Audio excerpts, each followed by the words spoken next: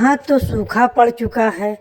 अब मुझे कहीं और व्यवस्था कर लेना होगा, नहीं तो मैं भूखे मर जाऊंगी। अब मैं चलती हूँ, हो सकता है आगे कहीं मुझे कोई शरण मिल जाए। पता नहीं किसका घर है, लेकिन कोई बात नहीं, अब ये मेरा घर है। अब मैं इसमें आराम से रह सकती हूँ। देखा जाएगा, जिसका घर होगा वह आएगा। अब मैं सोने जा रही हूँ। यूं चिड़िया आराम से सोती है और सुबह उठकर मुझे कुछ अपने खाने के लिए व्यवस्था करना होगा, नहीं तो मैं भूखे मर जाऊंगी। चलती हूँ और देखती हूँ कुछ खाने को मुझे मिल जाए, फिर वापस मैं अपने घोंसले में आकर रह लूंगी। अब मैं जाती हूँ कुछ भोजन की तलाश करने के लिए। यूं चिड़िया अब भोजन की तलाश करने के लिए निकलती है। रास्ते में उसे मिट्ठू बहन मिल जाती है। रानू, तुम यहाँ कहाँ घूम रही हो? अब मैं यहीं रह रही हूँ। तुम यहाँ कहाँ रह रही हो? तुम्हारा घर तो बहुत दूर था। नहीं नहीं, मैं वहाँ से छोड़कर अब मैं यहीं रहने लगूंगी।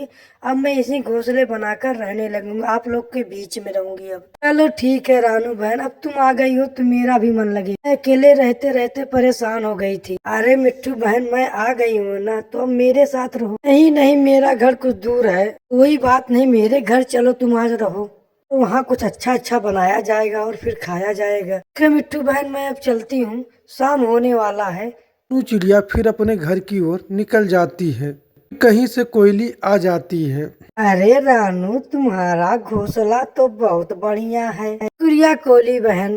रानू, एक काम करो, तुम मुझे इस घोंसले में सोने के लिए एक दिन दे सकती हो? क्यों नहीं कोयली बहन, तुम मेरी बहन हो, तो मैं तुम्हें अपने घोंसले में क्यों नहीं सुला सकती हूँ? रानू बहन, मैं आज की रात में आपके घोंसले में सो जाती हूँ, तुम बाहर मेरा इंतजार करना। अरे ठीक है बहन। नू, तुम सबका कितना ख्याल रखती हो, तुम कितना भलाई सोचती हो सबके बारे में। तुम बहुत नादान और बहुत अच्छी हो।